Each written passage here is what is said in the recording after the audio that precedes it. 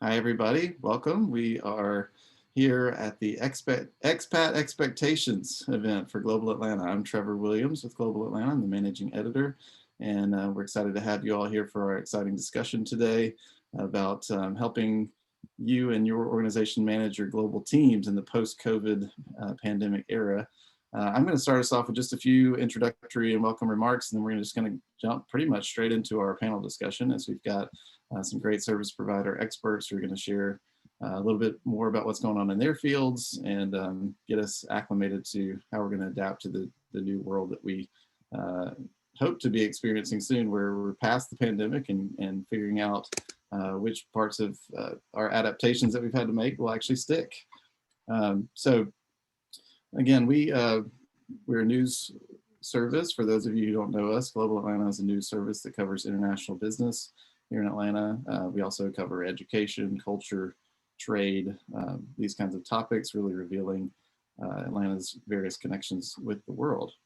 So for today's event, we have 5 speakers. I'm going to ask our participants, if you wouldn't mind, to turn your videos off and kind of keep your microphones off. This is not meant to silence your voices. We certainly want to hear from you. We want to, as we're going throughout the program, we want you to ask questions, use the chat function, but as we're having our panelists speak, we want to make sure that we preserve the bandwidth for them and actually make sure that we can hear them and focus on them. But again, as we go through the panel, we want to encourage you to type your questions into the chat function, and we'll make sure as best as we can to get those answered. Again, this event is focused on managing global workforce, and our 5 speakers today, I'm not going to read their whole bios and get too deep into their CVs, but I'm going to bring them in and have them talk with us just a bit to get us going. First, we have Charles Kuck, the managing attorney at Kuck Baxter Immigration. Charles, thanks so much for being with us. Great to be here. Yeah, so tell us what's going on with you. You mentioned before we went into the live mode that you have been at your office every single day. So you've been spending I don't know if you noticed, mainly here in Atlanta. I'm here, every day in Sandy Springs, where my office is. But the reality is, immigration has been top of mind for the people up in DC for the last 4 years, making people's lives very, very, very difficult. And it's not changing anytime soon. I think the analogy somebody used was, there's 100 locks in the door and we only have 3 keys that we've found so far. So basically that describes my whole practice. That's kept us busy in federal court, however, and I think we filed now 15 mass actions against the USCIS and Wow. Department of State, with thousands of people who just can't get in the country. Just completely insane. Well, we'll definitely talk about some of that, and I think we're at an interesting time here because we've transitioned from one administration to another, and I know that you don't spare either from your wrath when you're seeing certain things that shouldn't be and trying to fix those. Dean Fusto is with the president of Brandon Hall School. Dean, tell us a bit about where you are and tell us a bit about Brandon Hall. Thank you again, Trevor, for having me. Great to be here. We really, I think from the beginning, the key part for us as a international boarding and day school was to just be decisive about whether we were going to be an in-person school or not. And we made that decision to be in person, and that allowed, I think that really allowed us to be a little bit more creative and at least having that certainty, because what we didn't want to do is be in limbo constantly. Yeah, for sure. We have so many markets internationally we're working with, and every single one of them has their own kind of rules and regulations around embassy closure and visa. So it's been pretty remarkable this past year. I don't have many other adjectives I could throw at it. Well, for those who are on the call who don't know about Brandon Hall School, just give us the snapshot of the school. I mean, luckily you're a private school, so you get to kind of set your own policies, right, to an extent. Sure. I mean, but you're here in Sandy Springs, correct? We're in Sandy Springs, right on the Chattahoochee River, 24 acres. We're grades 6 through 12, and we're the only international boarding and day school in all of Atlanta. And we've been here since 1959. Just a beautiful setting for a school, and anybody here on the call today is welcome to come visit, reach out and come visit and see it for yourself. Awesome. Sounds good. Well, as we roll through the introductions, I wanted to bring in Heather Vanderland Cummings. Heather, how are you doing today? Hey, Trevor, I'm great. How are you? I'm good. I'm good. Thanks for coming on with us. Heather, tell us about a little bit more about Vanderland and Associates of Keller Williams Realty First Atlanta. What are you working on these days? Getting people in new homes and selling others, I guess. Through COVID, we've actually been super busy just because we're actually considered essential. So the second that everything went into lockdown, we had to get super creative with how we were going to get people into houses without actually getting their feet in the house. So selling houses virtually, people not seeing it until the day of closing, making sure everything goes seamlessly. So that's been interesting, and it definitely requires you to stay on your feet. But it's been wonderful. The market's super hot right now, which we'll get into, I'm sure. And you know, there's a team of 5 of us just working away right here in Sandy Springs. Yeah, and I'm assuming, especially when we're talking about resettling across the borders, right? Like the idea of maybe it levels the playing field for those who are coming in from Europe or Latin America and are able to see their homes virtually as if they, in a way that they might not before. We'll talk about that a little bit more. And then we've got also got Brandi Samuel, who's an international tax consultant with Wyndham Brandon. Brandi, thanks for being with us. No problem. Thanks for having me. Yeah. Yeah, go ahead. I was just gonna say, yeah, the tax world, I'm sure, has been thrown into an upheaval as well, especially with all these stimulus packages that are flying around and figuring out, you know, especially in the international world, helping companies navigate whether they're eligible for assistance and things like that. So I'm sure you've been busy.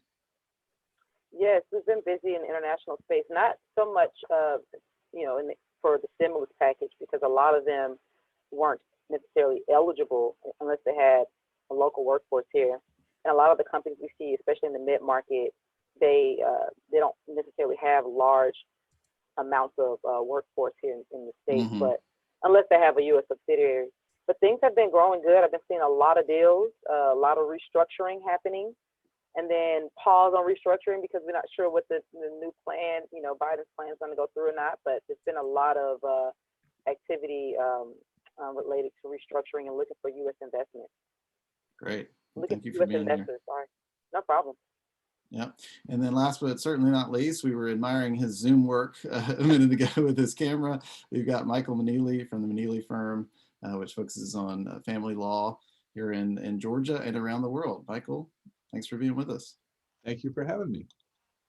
Yes, and I'm sure you've been busy as well. So we're just going to launch now that we've got a lot of our participants in and finished with the introductions. We're going to just launch into the panel. I want to start back with Chuck Kuck here. Chuck, you mentioned the roller coaster ride of the last few years, but to root it in today's world, right? You know, certainly critical of a lot of the Trump era rules that were put in place, but you also been critical of some of the Biden rules, keeping regulations that have been kept, and some that he, in your opinion, has not moved fast enough to jettison. So kind of give us the kind of baseline of where we are now from transition from the Trump to the Biden world. It's really interesting, obviously. Particularly in business and immigration. Yes. Obviously, one of the goals of the Trump administration was to reduce legal immigration. They tried to get it kicked out in Congress. Congress tossed it aside. We're not going to stop legal immigration. And COVID came along. And everybody here knows that, of course, there were these travel bans that could put into place, starting with China, which is, by the way, is still in place under the Biden administration. The biggest one, of course, is the Schengen ban, basically barring anybody from Europe from coming in on employment-based visas. And this was very detrimental to companies waiting for people to come. Fortunately, for a lot of companies, they were able to deal with the remote access of this from, you know, not just down the street in Atlanta, but around the world. But the problem with not getting rid of these bans and replacing them with something sensible, for example, take a test and be negative, get a vaccine and be negative. So what happened during the latter part of the Trump administration, which has continued during the Biden administration, is basically the U.S. Department of State, which is the entity charged with issuing visas to business people, to students coming to the country, they've been basically closed. Right now, there are only 34 operating consulates around the world. Wow. There are 205 consulates, just so that you know. There's only 34 operating. And even those are operating at about 20% of capacity. It appears that the Department of State is the only government agency that has decided to make no accommodation for COVID. For example, hey, we'll have an appointment for you in 3 weeks, get your 2 vaccines, and then you can come in. Or take a test, a day beforehand and come on in. I mean, you do know that we let people get on airplanes to come to the United States with no tests at all from wherever they can get on a plane. So it's not like we really care about COVID. And the disappointing part of this issue with the Biden administration is they haven't looked at this. And in fact, in some ways, they've actually made it worse. One of the issues that I'm dealing with now is an issue that goes to the heart of lesser skilled workers that come into the United States through the diversity visa program. Last year, we had to sue and we won for the Trump administration not issuing visas, and all of them, all 55,000. This year, same problem. And so we have a suit pending. The bigger problem that we see with the Biden administration going forward is the first thing that President Biden did was to get rid of the Muslim ban. Everybody knows the Muslim ban, right? That was very famous from 2017. But he didn't get rid of anything else. And so all the other bans are the only reason they're not being used in certain parts is because we've sued and we've won. But there's still a lot of bans in place. So people still can't get into the United States. They can get an appointment that may or may not be scheduled. We have one suit right now that is for O1, people of extraordinary ability. People the US government has said, you are extraordinary, but they can't get a visa. Oh no, I'm sorry. We're closed. We can't give you a visa. Yeah. Anybody who's been abroad and seen US consulates, you all know that there's a big building surrounded by a huge swath of lawn, call it the bomb area, whatever you want to call it. You could put up tents there. You could put up plastic partitions. You could do testing. A lot of things you could do, but they just aren't doing anything. The other thing is in the United States. The USCIS, I'm going to give a little bit of kudos to the USCIS. They actually restarted in-person interviews in June of last year. They were closed for a couple of months, but they figured it out. And they weren't at 100% capacity, but they figured it out. But the problem there is, and it's just in many ways, it's a Keystone Cop kind of setup. They would make a change to policy. They wouldn't tell people. They would make a change of policy that would delay cases. So, for example, a lot of employers that have H visas or L visas holders working for them in executive or scientific or other professional jobs, their spouses were entitled to a work permit, except you can only apply for the work permit 6 months before it expires. And they're currently taking 11 to 14 months to give you a new work permit. Wow. I mean, this is the kind of stuff that, if it didn't make you angry, it would just make you want to really just explode with anger. Just explode. Well, I want to ask you particularly about the June 22nd proclamation from last year that Trump put in place, and I think it was set to go in to be into effect till the end of the year. But was he able to renew it before? Oh no, he absolutely renewed it on New Year's Eve, and it was interesting. He didn't renew it till like 11:58 or something. But the word didn't get out to all the ports of entry. So I actually did have some clients who were literally on an airplane to the US that happened to get like 4 or 5 clients that actually got in the US during that fuzzy time frame. But that was tell us what that was. That's related to business immigration. Business immigration, and said you couldn't get H's, you couldn't get L's, you couldn't enter the United States unless you stayed in a third country for 14 days. And there's a lot of these proclamations, not just the June 23rd one, but basically it was intentionally done to limit legal immigration. I mean, just intentionally done. The reason given, in fact, in the June 23rd announcement is, the economy's suffering, or everything's terrible, we don't have jobs, without recognizing that immigration is a net economic positive for the United States. It actually costs jobs, American jobs, not that folks here. As a lot of my friends in the construction industry and in essential skills, restaurants, those people are gone. This is going to be a rough recovery without the bodies to do it.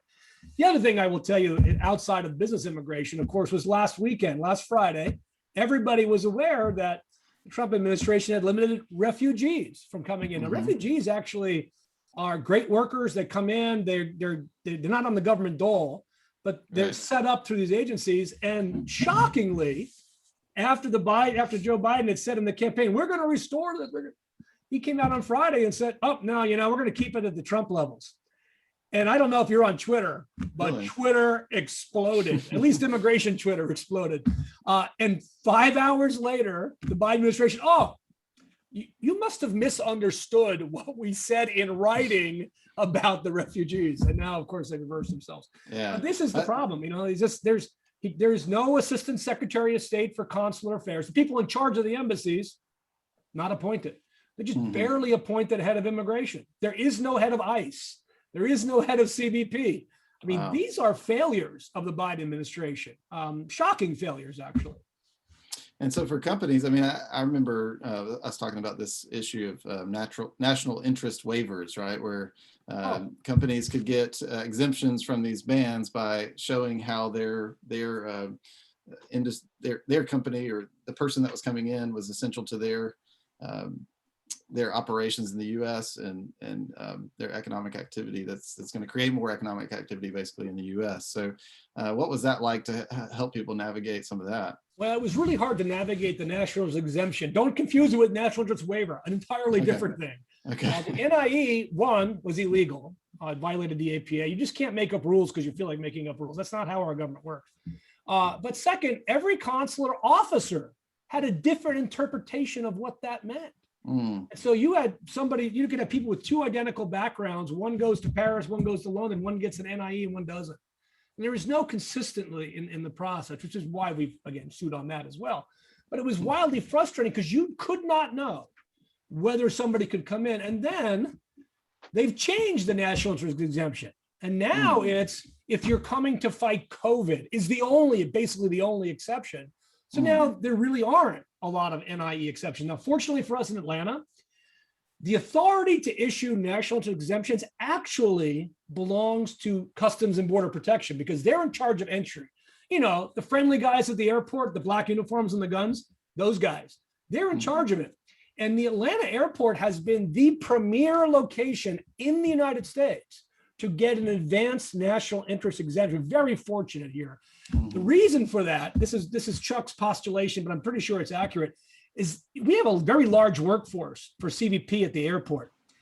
They had nothing to do.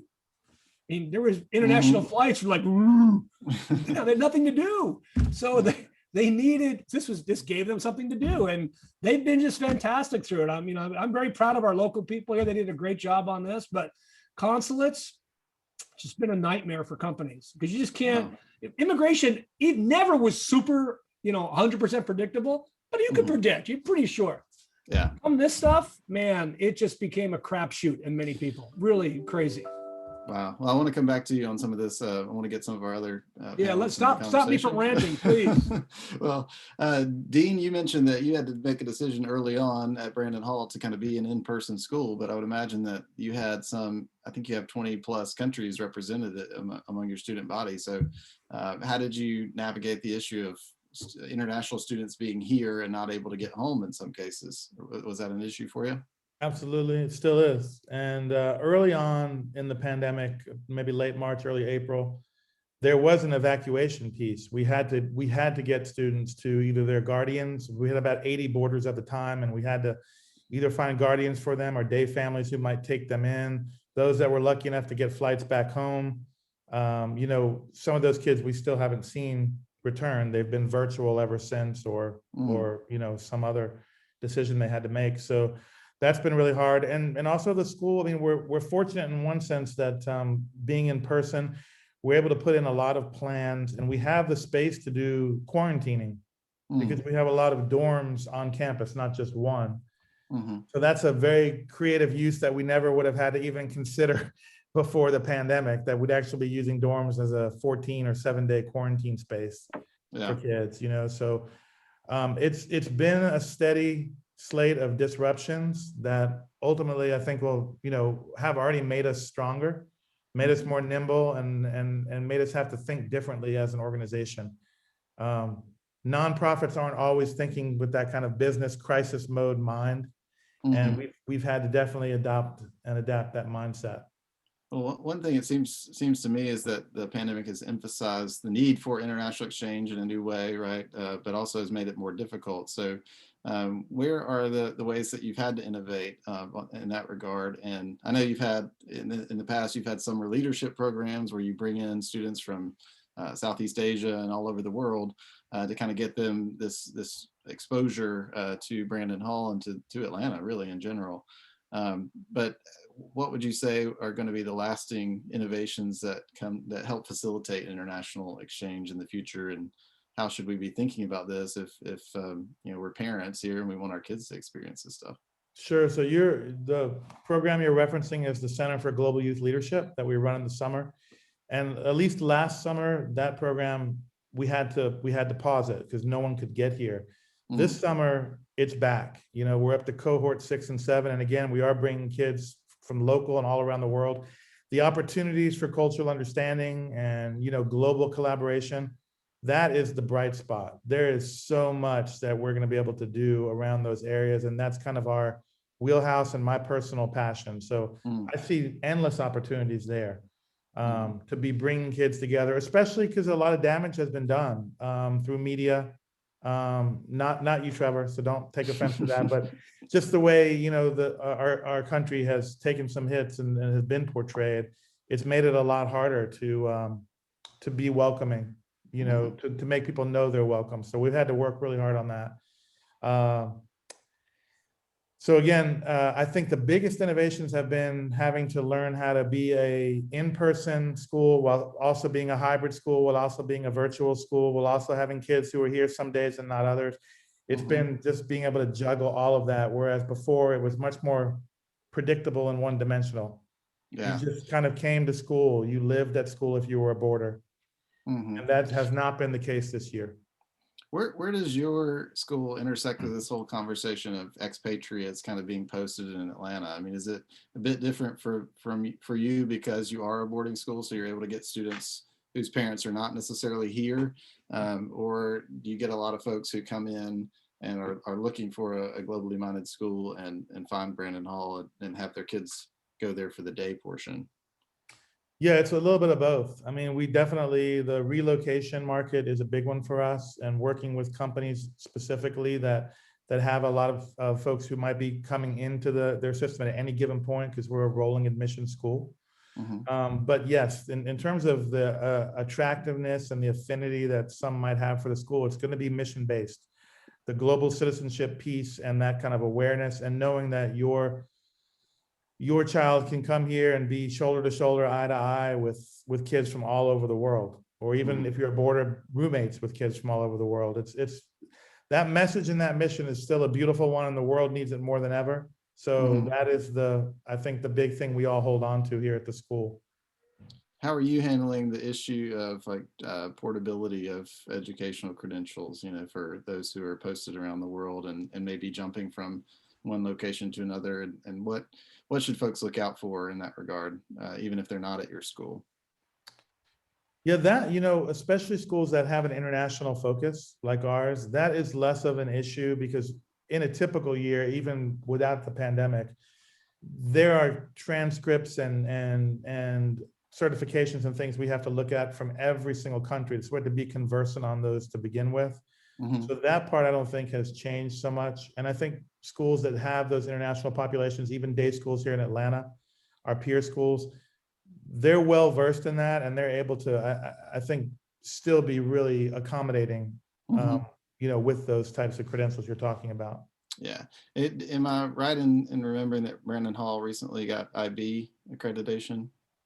Yeah, that was a 3-year process, and we're I think one of the few boarding schools, I don't know many, that have the IB diploma program in 11th and 12th grade. So we are an IB world school, in addition to AP and honors and other things we offer. Yeah, great. Thanks. Well, we can definitely come back to you. And I want to encourage everybody who's on the call, please, if you do have questions, just type them into the chat. Don't wait to the end. We will have some time at the end to kind of make sure that we get to questions. But if you've got things that are coming to mind as folks are speaking, feel free. And again, I wanted to remind our panelists, if you've got ideas you want to ask somebody else about that's on the panel, please wave your hand at me or get my attention in some way. But I wanted to go to Heather. You mentioned that the real estate market is actually booming right now in Atlanta, and I wondered if you could explain why you think that is. I mean, that may come as a surprise to certain people. I mean, I think part of it has to do with interest rates being low, and but give us your sense of how buoyant the market is right now and what trends you're seeing. What we were all shocked by it, because right when COVID happened, everything shut down and we were like, oh gosh, the whole market's going to tank. And it actually did the exact opposite, partially, as you said, because of the interest rates. But with the shift to working from home, a lot of people started, seeking, oh goodness, now we need 2 work from home offices. We need a school room for the kids and space for them to live and work. And everyone needs, not to be sitting at the kitchen table, because that's just not practical. So we saw a lot of need for more space. So we actually saw a bit of an exodus from the city out towards more of a suburban type of search, because they were looking for more space, larger houses, yards. A lot of people wanted pools. So that became a big shift in everything. Wow. Yeah. So do you feel that on the international front, like we've seen a lot of companies pausing their plans to bring in people, right, because of all the uncertainties that Chuck talked about and some others, but do you find that on the expat or the international buyer side, has that slowed down quite a bit? It's been much slower for us this past year, as far as relocating people from overseas. We've got, our clients that are international, and they're seeking maybe a little less in-town residency than they had before for the exact same reasons. But does that surprise you? It seems to me that, a lot of, especially European friends, when they come over, they like to be close in town and try to find some pockets of walkability in Atlanta where possible. Yeah, that's usually the trend that I see. So I joke around with them. I was like, you're becoming more American now. Wow. But well, what challenges, I mean, even beyond COVID, like what challenges are particular to international buyers when they're coming in? Like I've heard, we've talked a lot about the issue of financing, because some people don't have the FICO score or the credit history that is required to purchase a home in a lot of cases. So you have to, as far as I understand, you have to find a bank that's really accommodating and understands how to gauge credit risk. But what are some of the other issues that, like how have you seen people overcome that, for one? And then what are some of the issues particular to these buyers that a lot of times have shortened time periods for finding homes and things like that? I think so. It's multiple answers to that question. So the first part with regards to the banks and the loans, the international banks, if they've got a relationship with one, they're more likely to get the loan, because oftentimes they've got loans specific to expats. But on top of it, if their package from their company is set up in such a way that they've got a large enough stipend, sometimes that can equate them to like a 740 credit score. So that could help them as well. Some of these loan products have kind of dissipated a little bit through COVID, and it's due to the refinancing boom and all of that. So you saw a little bit, some of these loan products fall off a little bit. Is that because the banks wanted to reallocate funds toward more certain classes for when folks are refinancing, or is it just because of a bandwidth issue? Where it's a bandwidth issue. So you're seeing that across the board. Some doctor loans, also like renovation loans, things like that. Some of the more customized loans have fallen off a little bit.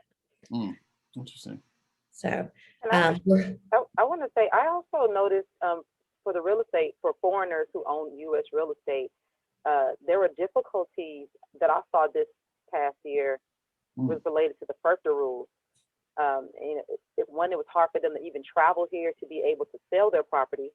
And then the backup with the IRS to even issue I-10s was another nightmare. I'm still waiting on one that we did. The sale happened in October. Yeah. And and the IRS we filed it back in March. We kind of knew that we were anticipating it, and they shut down for a while. They weren't opening up mail, and we finally got word back that, oh yeah, we opened your mail in December. Just wait. So So I've these been, are for those who are not initiated, right? These are rules related to how sales of property owned by non-U.S. residents are correct. treated by the Yeah, IRS. The taxability of that is treated by the IRS. yes, exactly. So I think Heather was kind of mentioning expats, and I'm referring to non-residents or non-U.S. I don't like to use the word aliens, but the non-U.S. people who own U.S. real estate and selling that real estate. There's like an upfront tax. A 15% tax on the sale. 15%, exactly. On gross proceeds, not even. And so then where I've come in, I've helped them file for withholding certificates if there's maybe a lower rate. And then also Georgia also taxes a non-resident, regardless if you're U.S. or not, on that sale as well. So that's that's where I've seen hiccups from to Chuck's point earlier, they haven't even been able to come here. So it's been challenges on the non-resident side who own real estate here. That's where I've seen in the real estate market. Well, to top it off, you also get taxed on capital gains as well. So Trevor, I think in some of our communications back and forth, you were mentioning, hey, is it worth buying or renting? Well, that also, I think, is a conversation to have with someone like Brandi to say, hey, is this in my best interest to do? Like, am I better to rent if I'm only here for a short period of time, or am I better off buying? And that's where we loop in like tax accountants and such to really have those conversations to see what's in their best interest, to make sure they're not going to be hit with all these fees when they go to sell. Yeah. Well, how do you counsel? I mean, how would you counsel, or do you, companies that are resettling people, that are bringing people in? Like, how can they be more aware of these types of pitfalls before they get here, and help their employees that they're bringing in or sending abroad, prepare for these kinds of things so they don't get caught off guard? So I wouldn't say it's a broad paintbrush. Like, it's more of a unique person by person case where we have to sit down and say, okay, what is your long-term goal? Are you here to help with growing an office for 2 to 3 years, and we need to find you a great home to settle into for the next few years and rent? Because we can definitely help with that. Or are we looking for something that's going to be, you're officially uprooting and coming here, and then let's help guide you there. So it's situational. Well, anytime we're moving people, we have family issues that come up. So I want to talk to Michael. I want to bring Michael in here. I would assume that family law is not always part of the relocation package or preparation. So I wondered if you could give us a sense for what is falling through the cracks, right? Like what are the preparations with regard to family law that people need to make when they're moving across borders? And you've had some interesting examples for us in the past, but I would assume that preparation beforehand helps you avoid problems on the back end. Obviously, 100% of the people that come to see me have issues going on in their families. So my sample pool is a little skewed. But safe to say, if you have 100% of a pool of folks that are going to be moving in, some portion of that, and probably a fairly healthy portion of that, are having fairly typical stressors in their marriage. So you add into that the whole business about relocating. And not just relocating on a small scale, not just coming from Birmingham to Atlanta, but coming perhaps from Birmingham, England, right, to Atlanta, or cultures that are even more different than ours. And one spouse may be gung-ho on it. Yeah, it's a great opportunity. Go to the US, explore my new career. And the other spouse may be saying, but I'm not terribly interested in leaving my parents, our children's grandparents. And so the pressure cooker becomes intense. And the problem there is that, if you have an employee, then they're producing great guns, they're doing what they're supposed to do. And suddenly their spouse says, you know what, I'm going to go home and see my parents and take our children to see their grandparents, and I'll be back in a month. And they don't ever come back. That productive employee understandably tanks. So back to the issue of preparation, it's allowing that of your 100% population that you're bringing over, knowing that some portion of them, a healthy portion of them, are going to have these additional stressors, that be a part of HR. Not so much as you screen for it, but that you allow for that psychological space to be examined about how are you all doing? You know, what's going on? And when the red flags are there, like something as innocuous as, well, she's just going home to see her parents, that's a big red flag. Let's operate like that's an abduction. And there are ways of locking that down so it is far less stressful. Yeah, and I would assume it's this fine line, because you don't want to assume that the worst necessarily, and increase the stress by assuming that an innocuous visit to the parents is going to be an abduction case, right? But at the same time, where are the ground rules that you can have in place, like so that something doesn't turn bad? Like, and at what point should you be communicating this stuff? You mentioned in the HR process. I would assume that it's even to the point where the company needs to understand the family dynamics of the employee, right? Instead of just thinking of it as the individual employee, they should think of the entire unit of the family, and whether this move will make sense. Right. A good case in point is, how old are the kids? Right. So if you've got a 6-year-old, they're going to have one set of connections to their prior environment. If you've got a 16-year-old, that's a whole different set of connections. Right. If they're uprooting from their equivalent of a high school and all their buddies and coming here, their drive to go home, which may impact significantly the parents' drive to go home. So we've got plenty of examples of this if we think about it in the context of other family law issues, like post-nuptial agreements, prenuptial agreements. It's very similar to that. If we operate from a bright line rule of, if somebody is traveling abroad, that we have, it's basically an agreement that the parties just strike. And they say, yeah, here are the terms of what's going on. The trip will start here, will end here. Our understanding is the children reside in the United States. Or conversely, the other part about it is, let's say that somebody in, coming up with a place, Tokyo, is saying, I'm going to get stationed abroad in Atlanta for a year. That the parties come to an agreement where they express that this is not a permanent solution. You're not becoming habitual residents of the United States. This is a temporary 1 year, certain start, certain finish. And our understanding is that we and our children will relocate back to Japan, so that you're really clarifying what the party's understanding is, and that helps make the end result more certain, less mischief. Yeah, definitely. Is, in your experience, I mean, do you feel like that companies have this knowledge, or have even started to think through these issues and helping their staff come to these sort of ground rules? Or is this more where it's the 100% issue where they're experiencing trouble on the back end and trying to fix it? Yeah, a company will have this crash and burn once, and then the HR director goes, oh yeah, all right, let's not let that happen again.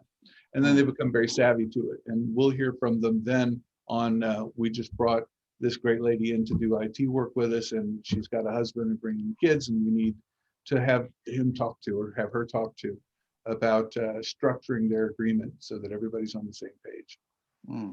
Interesting. Very cool.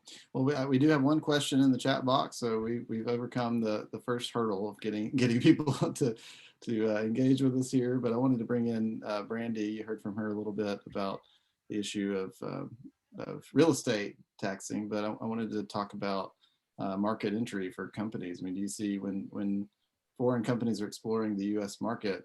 I understand that, you know, in certain cases you have to be careful about how you send that first few employees over to kind of explore the potential in the market, so that you don't trigger U.S. tax liability. So where's that line where you're able to post someone here to kind of get a sense for things before you set up your permanent operation, and how do you help companies manage that? We've typically, I guess, been fortunate enough to have clients call us first, or we have, you know, Wyndham Brandon is a member of an affiliated group, and so we'll usually get a conversation. This past summer, I mean, we were shocked at how busy it was. They did a lot of tax planning prior to even setting up here, prior to, you know, setting up companies. We'll get them a company set up before they even send an employee over to get started. And people have, I think this virtual environment has allowed people to do a lot of hiring prior to, you know, go over and start. They don't have to necessarily do that right now. This virtual environment really forced them to do a lot of that hiring prior to going and surveying the land. I saw a lot of that up front. They got the company set up simultaneous while looking for an employee to kind of run the U.S. operations. And so once the company was set up, we got them connected with payroll, and everything was kind of, they were able to be U.S. employees of a U.S. entity before even starting operations. And I think the virtual environment really lended a hand to them doing that this year. So do you feel like the companies are more likely now to just go ahead and hire someone locally versus sending someone over? I mean, is that going to be a long-term trend, you think? I think the way our world works, people are looking for talent everywhere. I don't know if that necessarily means it has to be one place or another. I think this, again, I know even our firm, we were able to look for people beyond the state of Georgia to work here because of the virtual environment. There's no need to drive into an office anymore. Well, at least not for the immediate time. But I did notice from a, I'm sorry for another question. Charles, you're getting all the questions. Yeah, but no, that's what I think we've been able to kind of do things up front, and people are not necessarily just able to hop on a plane and do things before they talk to a consultant now, which was helpful. But the other piece of that, I think what you were alluding to was like the permanent establishment rules. When you send people here to kind of start ahead of time, there was what was called COVID emergency, like time period. And it's only about 60 days, but if you were in the U.S. from like stuck here and because you couldn't travel, I think the dates were February to April, you can eliminate those days from your 183-day period to be considered a U.S. tax resident. Yeah, I think it was a notice that came out. Don't get me wrong. It was a notice 2020, I think 21, I believe, but it allowed you to eliminate a 60-day period from your 183-day time frame, so you would not be considered a U.S. tax resident. Interesting. So that was really helpful. Yeah.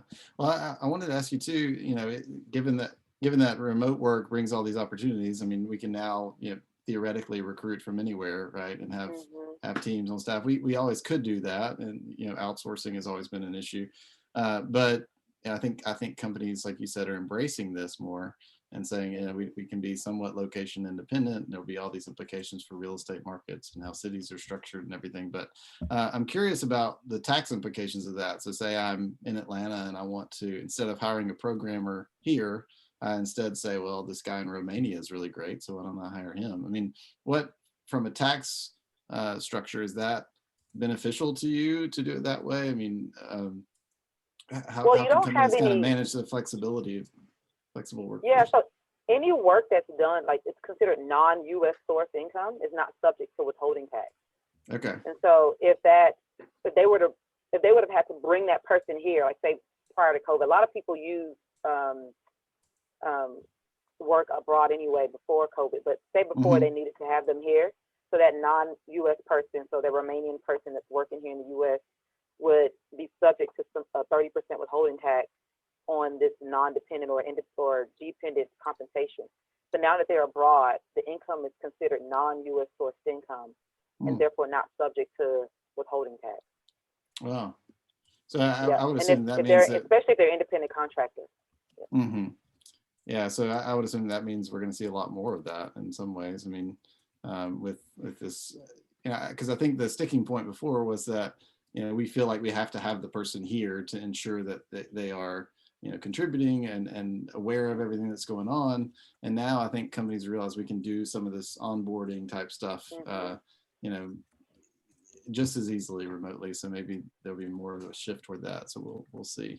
And again, this has all kinds of implications for the whole relocation industry, and we haven't really even touched on that. I mean, so my sense for this event is that this is a foundational event where we will get into at a macro level some things that we might drill into over the longer haul with subsequent events. So hopefully we'll set the stage for future events and bring some of y'all back. I did want to move to the Q&A. We've got a few here in the box. I mean, I've got plenty of ammunition to continue the panel, but I wanted to make sure that we had time to address the questions that are coming in, and hopefully, you know, Chuck will not get every single question, but we're going to start. Yeah, he's so popular.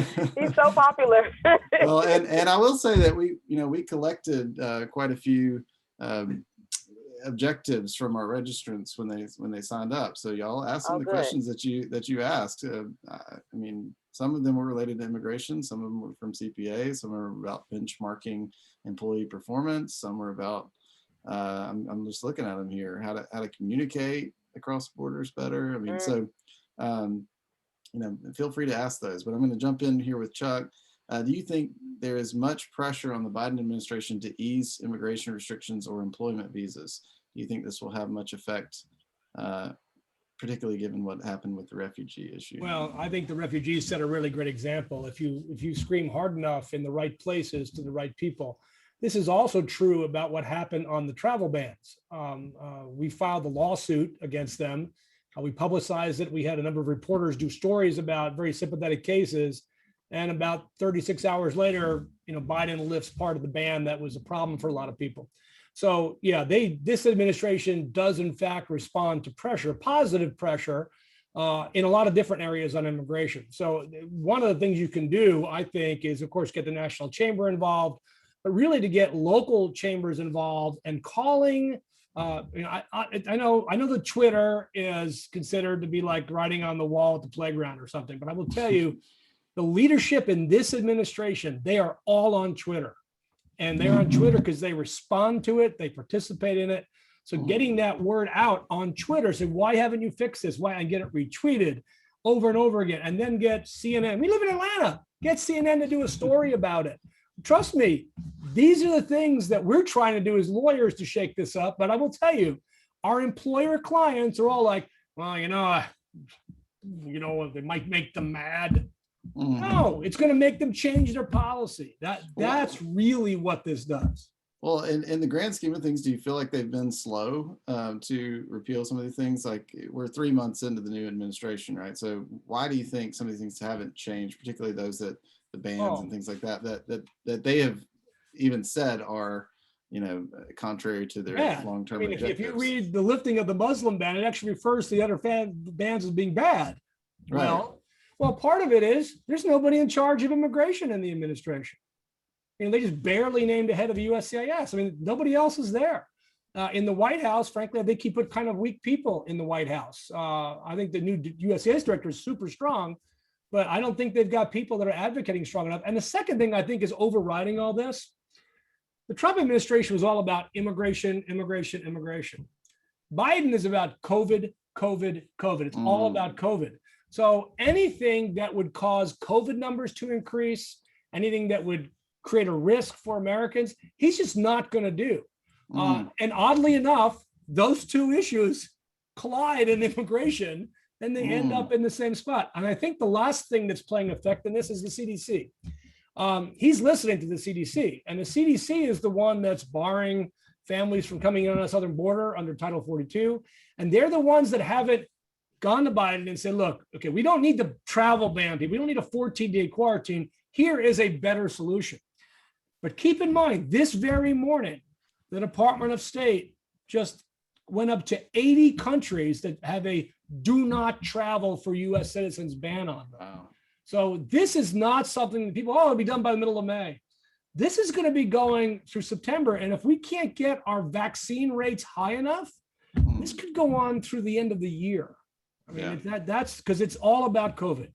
Well, that leads to the next question. And again, y'all jump in with other questions, or else Chuck's going to dominate everything. Don't let me answer all the questions. Really. And again, I'll bring some other panelists back in here too, because I've got plenty of questions of my own. But please do put them in the chat box. This person says, Mateo says he's on an E2 visa since 2013. Renewed in 2017. I-94 is expiring at the end of the year, so he booked a flight to Italy in August, hoping to see family and be allowed to come back. So what should he do? Now, like anything beyond just hoping he'll be able to come back? No, he'll be able to come back. He just may have to go to a different country for 14 days. You know, they lifted that ban on fiancés because we sued them. And this is the question of getting enough people together to sue them to fix the problem. But right now, he's got the Schengen ban, and he'll have to spend 2 weeks in Mexico, which is crazy when you think about it, because COVID in Mexico is way worse than COVID in Italy. And yet we're going to make him go to a worse country for 2 weeks before coming to America with no tests. Again, this is what makes my job so interesting. Well, is there not a testing requirement? I think there is, right? And we still have a testing requirement for Certainly not for coming Americans. And it's up to the airline to enforce that. in. I mean, the reality is that it would be easier to have, proof of vaccination, which is available in a lot of countries, certain countries in Europe. Basically at this point, you can get a vaccine if you want it. You put those things in place, you solve this problem a lot faster and a lot easier. Great. Well, we got a question for Dean from Laura, and she says, Laura's dominating the question, so good for you, Laura. How are you managing and supporting the mental health of your young people, given the challenges and new vulnerabilities that COVID has brought to their lives? I think that's a really important one. Yeah, I mean, we automatically have, just in any year, a full-time counselor here on the premises always that kids can speak with. But we also, because we're a small school, we're typically under 150, 25 of us, including myself. We're lucky enough, fortunate enough to actually live on campus. We know all of these students, we know all of these families. And that's just, I guess, the difference of a small school design. So we are a community here. And I think that's the key part. We rally around our kids and our families and include them. Yeah, We've also done I wanted to special ask about programs that as well. too. Say that. Like, I was going to ask about that too. Like, how do you ensure, I mean, in the university setting in particular, there's a lot of clustering that goes on with international students. You have, folks from China and Korea and elsewhere that tend to, hang out with those that are from their home country. And it's really hard to make sure that they're well integrated into the broader system. So how do y'all intentionally do that? Yeah, I mean, I would argue that it comes kind of naturally in a school our size. You can't, I guess there can be those types of cliques, but it's a lot harder when, so again, think of our population, about 150, half of them are day. So those are all domestic kids, right? In the Atlanta metro area. The other half who live on campus, there could be some domestic kids, but many of them, we're talking about 20 countries. So just mathematically, there isn't any one country or area that dominates. Right. I think that's kind of that's very purposeful on our part. Some of it's also business related, because when you do rely too much on one market, look at what potentially can happen. Yeah. That's happened in higher ed, who were relying on the Chinese market, right? And when those borders closed and those restrictions were put in, that really was devastating to a lot of smaller colleges. Yeah. So, yeah, it'll be really interesting to see the numbers come out in November and see really how drastically impacted they were. We've got a question for Michael, and I want to expand on this one, but Margaret asks, how does COVID affect international custody agreements when parents can't agree? But I think that's a broader question too, like how is residency even determined for the purposes of family law disputes, and what should people know about that? To the subject of how COVID has impacted things, from a statewide perspective, the Supreme Court of Georgia came out and said that COVID will not impact visitation schedules. And so if you're talking about somebody that lives in Savannah, we have an office down there, or somebody that lives in Valdosta, that visitation schedule is still supposed to take place. That being said, we have successfully resisted any efforts to engage in international visitation. Probably the most significant case came up when England was just hit with its new strain back in December, and there were a lot of Christmas visitation schedules supposed to take place. We went into court on a number of those cases and kept children from traveling to England while all that was going on. The broader context of residency requirements, there are two different statutes and treaties in play. The local one is the Uniform Child Custody Jurisdiction and Enforcement Act, which talks about where a child has been for the last 6 months is that child's home state. That's the US standard. The international standard comes out of the Hague Convention on Abducted Children, which is looser than that. It's 1 year. It allows you to use a defense of well settled. Before that, you have no argument that the child is happy where they are, well settled. After that, you do have that argument additionally. And the reason why I say it's less strict than the 6 month is, it's not like a statute of limitations where you hit day 366 and suddenly, ta-da, the child stays. It's more like, I've got an additional argument why the child stay. That makes sense. Interesting. But we got one for Brandi. Do U.S. companies have to file taxes abroad when they're hiring freelancers or employees internationally? So you mentioned that they don't trigger U.S. tax liability, but what about on the ground in the other country, even if they don't and have hey, an Javier. entity? Hey, Javier. Yeah, so it really depends on the country. And then what we typically will do in situations like that, we will look at the treaty that we have, if we have a treaty with that particular country. Some countries require you, if you're a freelancer, most likely you don't have to file, like that person is required to file in their own jurisdiction. But if they're an employee of the U.S. company working in the other jurisdiction, in a foreign jurisdiction, sometimes companies will require you to actually set up an entity there and then file taxes there. Many times it really is based on a country by country situation. You get the same question for taxes across states in the U.S. You mean if the U.S. person, if a U.S. company, say a Georgia company, hires somebody in, I don't know, New York? Yeah, you would. Yeah, you would definitely trigger nexus if you have an employee. And I'm not a state and local person, but I have dealt with this a lot during this pandemic, where people were like, well, I'm working from home now, and so I'm in my state is in this, I live here, but I work, especially in the DMV area, where a lot of times there's reciprocity there. And so you won't necessarily need to file a state return in those other states. But if you are working from home in a state where your company is not necessarily registered to do business, you may trigger a state filing requirement in that state now. Some states have COVID guidelines. I don't know if you want to jump in. There was that check you're about to jump in. Some states have reciprocity and giving you COVID restrictions, but other places are saying, no, you need to now file here regardless. Doesn't matter. Thank you, Brandi. Yeah, no problem, Javier. I was just going to ask, is that affecting how people set up their entities, right? Like, are they less likely to set up like an international subsidiary, depending on these considerations, or vice versa, like foreign companies coming in? Like, do you see them as being more hesitant to set up the formal entity so that they could potentially avoid having to pay the taxes, or is it different? Well, so from I say, for a foreign person coming here, a lot of times attorneys usually will say, oh, just set up a Delaware holding company because it's easier when you go to sell or, court. Most people know Delaware law.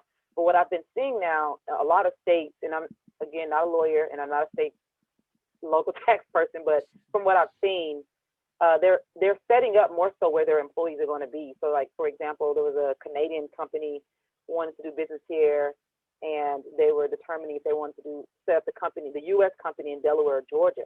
And it was like, well, it made more sense to just set up here in Georgia, not only because we're a great state, but because their employees are actually here, and they would actually have to file Georgia a tax return here and avoid having to file in Delaware and Georgia.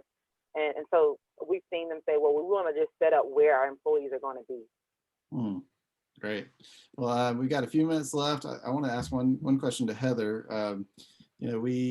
A lot of this conversation is built around the idea that Atlanta is becoming a more attractive place for international companies, right? Brandi mentioned the state being a great place to do business, and I wondered how that's playing out, like in your field. Like, are you just seeing, especially we've seen a lot of tech companies from other parts of the world setting up local operations. We've seen a lot of tech companies here in the US, like Microsoft, Google, putting hubs here in Georgia. And I would assume that that's boosting the property markets pretty drastically as they resettle people. But what role does the attractiveness of the city, especially internationally, play in your business here? I mean, and what trends are you seeing in that regard? It actually overlays after what a couple people were mentioning today, even what Michael was saying, because I mean, I know as recruiters are also bringing people into the city, trying to woo the whole family to come out here. It's not just the employee, it's the family, right? So selling it to the kids and to the wife and everyone to say, hey, Atlanta's a great place. So we're having to do a lot of work up front before they're even ready to actually make an offer, to educate them on the city and take them around and almost be their tour guide, to show them the different neighborhoods and find the best place for them to live, so that when they get here, they are happy and it doesn't result in situations like what Michael was talking about. Yeah. So they really find the right spot within Atlanta, because as you know, there's so many different neighborhoods within Atlanta, which each one has its own personality. Well, when they do have a problem, you know who to call now with Michael. Exactly. On the panel here. Yes, Michael. Michael's job. He's blowing you guys up. Yeah, exactly. So I want to close this out here. I don't know if Chuck, did you have one more thing you wanted to say? No, I wanted to thank Heather. The house right next door to mine sold. They didn't even put a sign up. I got a notice on some app. It said, "Oh, the house is for sale," and the next day it's like, "It's sold." I was like, "Man, I wish my job was that easy," but I know I'm not easy.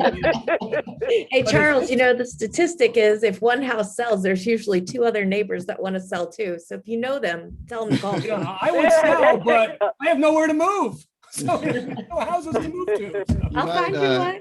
You might be getting a brochure from Heather in the mail pretty soon, Charles. So we'll see. But again, thank y'all to the panelists. I mean, like I said, this is really a jumping off point. I hope that we can do some subsequent events that really drill down into some of these areas, particularly what Heather was just talking about, the whole relocation industry. I know we've got some people on the call who make their living on that and managing this process for companies as they come over. And then we've got some folks on the call. I'm looking at you, Sumaya, and some others that really focus on cross-cultural issues that help companies, prepare their employees for the culture that they're going to experience, the work culture that they're going to experience, either here coming into the U.S. or when they go to other countries around the world. So there's a lot more to explore on this. And again, I want to thank y'all for helping us get this off the ground. As I think we said before, we had a similar event way back in the ancient days of 2018 and did it in person as a breakfast, and